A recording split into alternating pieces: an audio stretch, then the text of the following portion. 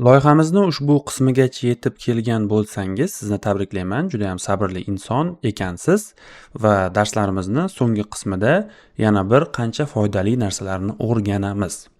Birinchi navbatda, agar siz e'tibor bergan bo'lsangiz, navbar, produkt hamda produkt listda o'xshash kodlar mavjud. Misol uchun bulardan ko'rsatib o'tishim mumkin. Use context hamda global context bizda import bo'lyapti va use context ichiga aynan global context berilgan holatda mana shu context ma'lumotlari qabul qilinyapti.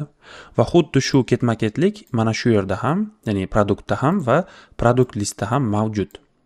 Va biz hozirgi qiladigan ishimiz bilan bu kodlarni biroz bo'lsa ham kamaytirishga, ya'ni takrorlanishini oldini olamiz. Buning uchun hooks papkasiga o'zimizda yangi use global context nomli hookimizni yasaymiz va bu hook orqali aynan mana shu takrorlanayotgan qismlarni biroz bo'lsa ham kamaytiramiz.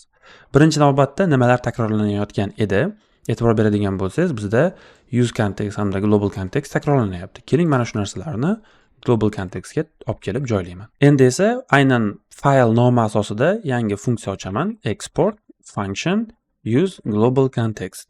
Va bu hookning vazifasi, ya'ni bu funksiya bizda hook hisoblanadi, chunki use bilan boshlanyapti va hooks papkasida. Ana endi bu hookning vazifasi bizda kontekstni o'zini return qilish. Ya'ni siz shuni chaqirasiz, u sizga kontekst return qiladi. Endi kontekst nima edi deydigan bo'lsangiz, mana shu yerdagi mana bu obyektimiz bizda kontekst hisoblanadi. Bu yerga qaytaman va birinchi navbatda keling bitta o'zgaruvchi ochamiz. O'zgaruvchi ochish shart emas, lekin hozir sababini tushuntiraman.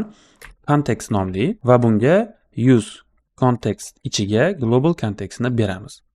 Ana endi biz bu yerda return context qilamiz. To'g'ri aytishingiz mumkin, mana shu narsani olib turib, to'g'ridan to'g'ri mana shu yerga return qilib qo'ysam bo'lmaydimi? Bo'ladi albatta, bu yaxshigina ishlaydi, lekin siz mana shu hookni keyinchalik loyihalaringiz kattalashganida aynan kerakli joyda ishlatilmay qolasiz. Ya'ni noto'g'ri joyda ishlatib qo'yasiz. Misol uchun bizda bu hookimiz ishlashi kerak bo'lgan oraliq mana shu global context provider ichida ishlashi kerak. Chunki global context provider bilamizki, o'zini ichiga aynan mana shu value ni olib bizga berayotgan funksiya hisoblanadi. Va bu funksiya appni o'rab turibdimi? Demak, mana shu global context ichida bizni aynan mana shu use global context hookimiz ishlashi kerak. Siz boshqa joyda ishlatib qo'yganingizda xatolik bermaydi va nima muammo bo'layotganini tushunmaysiz. Shuning uchun keling bu yerda agar mabodo kontekst kelmay qolsa, ya'ni mana shu hook ishlatilgan joyda kontekst kelmay qolsa, demak bu hook noto'g'ri joyda ishlatilayotgan bo'ladi. Va biz if agar kontekst bo'lmasa, unda throw, ya'ni bu to'g'ridan to'g'ri konsolda siz xatolikni ko'rasiz. Throw new error. Bu yerda aytamizki use global context funksiyasi must be in the global context provider. Ya'ni global context provider ichida bo'lishi shart deb qo'ydim. Demak, biz bu hookni chaqirganimizda context undefined bo'lsa, unda uni true qiladida, biz xatolik, ya'ni konsolga yoki ekranga shu xatolikni chiqaramiz va loyiha to'xtaydi. Siz o'sha joydayoq nimaga muammo chiqqanini ko'rib, use global context noto'g'ri joyda ishlatib qo'yganingizni bilasiz. Bu hookimiz ana endi qanday ishlatilinadi? Shunchaki kelamizda mana shu use context o'rniga use global context ni chaqiramiz, bo'ldi. Bu ikkalasi endi bizga ortiq kerak emas. Bu yerda ham xuddi shunaqa, buni o'rnida biz use global context ni o'zini chaqiramiz va buni o'chiramiz. Mana bu ikkala qator kodni. Chunki buning ichida mana shu ikkala qator kod mavjud. Mana bu use global context ichida.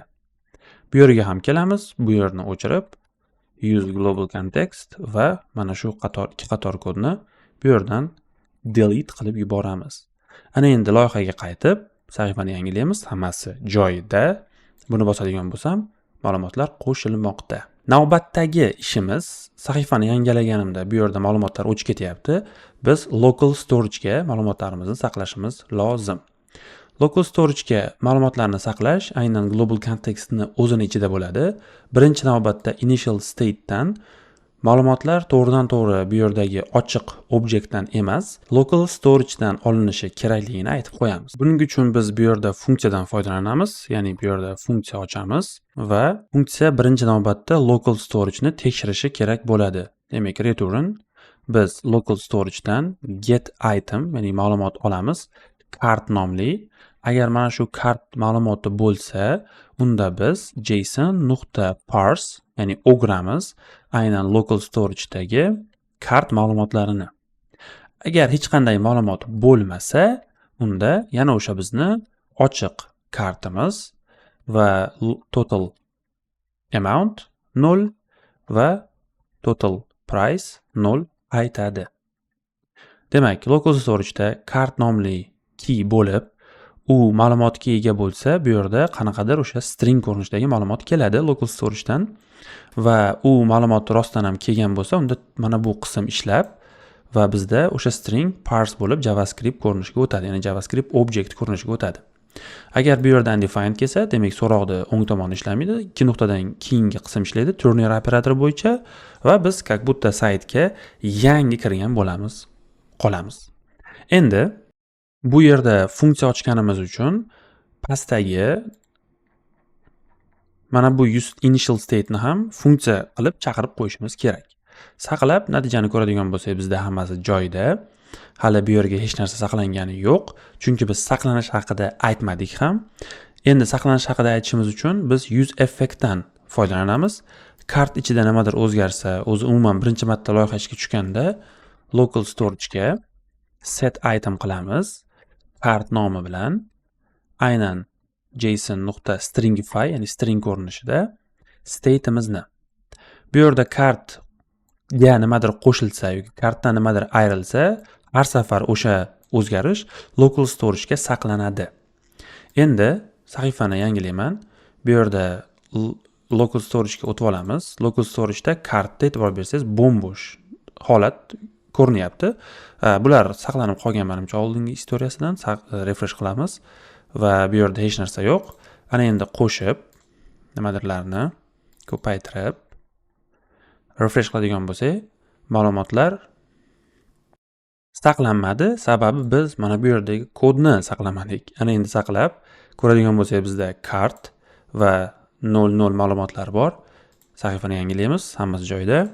Qo'shamiz, e'tibor bersangiz bu yerda qo'shilmoqda. Mana yaxshi va sahifani yangilaydigan bo'lsam, mana shu holatda hammasi turibdi. O'chirib bu yerda kamaytiradigan bo'lsak, bu yerda ham kamayadi. Mana hammasi joyida. Demak, menimcha tushunarli bo'ldi local storage ham qanaqa ishlayotgani. Agar mabodo tushunmagan bo'lsangiz, yana bir marta qaytarib o'taman. Bu yerga o'tamiz. Demak, biz local storage'da ma'lumot bo'lsa, uni olamiz, bo'lmasa yangi object qaytaramiz. Va har safar bizda ma'lumot o'zgarsa, kart ichida o'sha o'zgarishni set item qilib, yana local storage'ga saqlab qo'yamiz va sahifa yangilanganda ma'lumot bo'lsa initial state ma'lumotni olib keladi, bo'lmasa bo'm-bo'sh yangi object olib keladi. Mana shu nuqtada loyihamiz o'z yakuniga yetadi. Biz bu loyihada nimalarni o'rgandik desangiz, bizda kontekst bo'yicha ma'lum bir darajada bilimlar paydo bo'ldi va siz bilan qolgan amaliyotlarda ko'rishamiz degan umiddaman. Kichik loyiha bilan use context-ni o'rgangan bo'lsak, yana bir nechta kichik loyihalar bilan boshqa amaliyotlardan buni mustahkamlaymiz. Keyingi darslarda ko'rishguncha kanalga obuna bo'lib, kommentariyada rahmat deb qo'yishni unutmang. Keyingi darsda ko'rishguncha.